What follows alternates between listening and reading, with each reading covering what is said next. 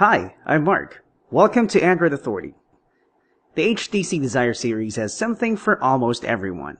HTC recently released the Desire X, a dual-core phone for the mid-range market. Now, here comes the budget-friendly HTC Desire U, one for the entry-level market. HTC tried hard to balance prettiness, power, performance, and price in this one. Did HTC succeed in doing so? Does this phone make you want to desire it? Make your conclusion after watching this video. Small and light, the HTC Desire U is easy to grasp with one hand and easily slips into a pocket. I love its physical size because it makes the phone easy to use one-handed. My fingers can reach the side buttons easily. This model that I have here is the black one. It's black all over, and I find its design pretty and awesome. On the front, there's a black bezel surrounded by a shiny metal-like frame, which adds a touch of class to the front. Only the silver HTC logo and the capacitive navigation buttons disrupt the all-black facade. There's no front camera. Along the right side is the volume rocker, and at the opposite side is the standard micro USB port. At the top is a power button and headphone jack, while at the bottom side is the microphone hole and the backplate notch. The back has a soft-touch rubber texture, useful for better grip and for preventing oil smudges. The main camera and flash are also at the back. The camera housing is surrounded by engraved concentric circles. This accent, plus the glassy HTC logo, actually breaks what would otherwise be a plain and monotonous back. And down here is the Beats Audio logo, printed beside the mono loudspeaker grill.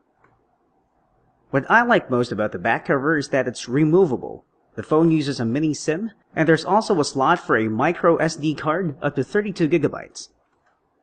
Its 1650 mAh lithium-ion battery pack is also removable. With normal, moderate use, this battery can likely get you through a working day. The HTC Desire U comes with a 4-inch TFT Super LCD touchscreen with display resolution of 800 by 480.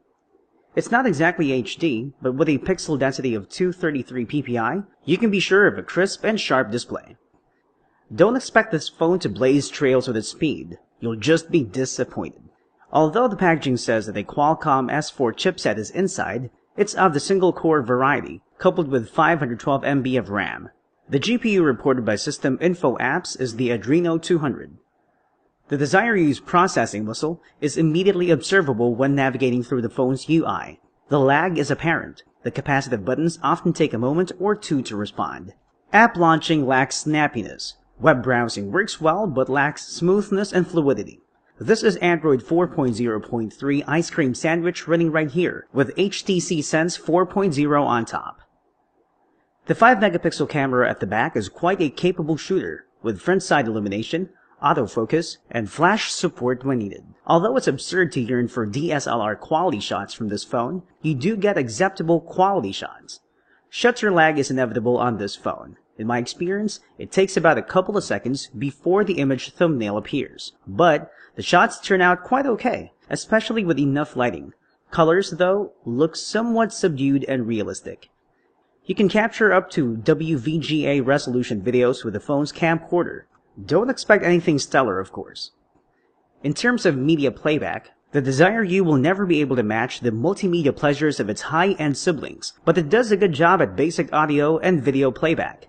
It can play 480p videos quite well, but if you play anything higher than that, the phone might stutter or choke, or just won't play the file at all.